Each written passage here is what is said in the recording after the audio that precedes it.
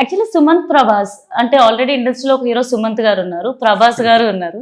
ఇద్దరు పేరు కలిపితే సుమంత్ ప్రభాస్. మీ ఒరిజినల్ నేమే సుమంత్ నా ప్రభాస్. పేరు సుమంత్. అయితే చిన్నప్పుడు ఫేస్బుక్ క్రియేట్ చేసుకుంటున్నప్పుడు ఇంటి దగ్గర ఒక అక్క ఫేస్బుక్ నేమ్ సుమంత్ అని పెట్టేదో పెడితే ఆల్రెడీ టేకన్ యూజర్ నేమ్ అని వస్తుంటుంది కదా.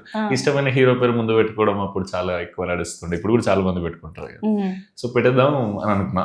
అప్పుడు సుమంత్ ప్రభాస్ అని పెట్టేయండి అక్క అంటే అట్లా పెట్టింది, అది ఇక్కడ దాకా అట్లనే అయిపోయింది. సో ఇంకా అలా స్క్రీన్ నేమ్ కూడా అయిపోయింది. Yeah. మీ టీజర్ ట్రైలర్ లో కూడా ప్రభాస్ గారిని వర్షం సీన్ ఏదో మూవీకి వెళ్ళి రిక్రియేట్ చేయడం జరిగింది. సో ప్రభాస్ గారికి ఈ మూవీలో అంటే మీరు ఇష్టంగా ఫ్యాన్ గా పెట్టుకున్నారా సీన్స్ ఇందులో? యాక్చువల్గా రాసిండు అన్ననే, రాయగానే నాకు చాలా నచ్చింది డెఫినెట్లీ. సో హీరోయిన్ వర్షం సినిమాకి రిలీజ్ కి తీసుకెళ్ళి అక్కడ చిన్న ఫన్ సాంగ్ వైబుల్ ఉంటుంది, మీ అందరికి నచ్చుతుందని అనుకుంటున్నాను. హోప్ఫుల్లీ. అండ్ 3 years గ్యాప్ తీసుకున్నారు, మే 8th బిగ్ స్క్రీన్ పై కనబడుతున్నారు కదా, ఎలా ఉంది మీకు ఈ ఫీలింగ్? 3 ఏళ్ళు నిజంగానే చాలా ఎక్కువ టైం. చాలా కథలు విన్నా ఈ గ్యాప్లో. ఆలోచిస్తుండే ఎట్లాంటి సినిమా చేయాలి అని. చాలా కథలు వెళ్ళిపోయాక ఈ కథ వచ్చింది. నాకు చాలా నచ్చింది. క్యూట్ ఫిలిం అనిపించింది.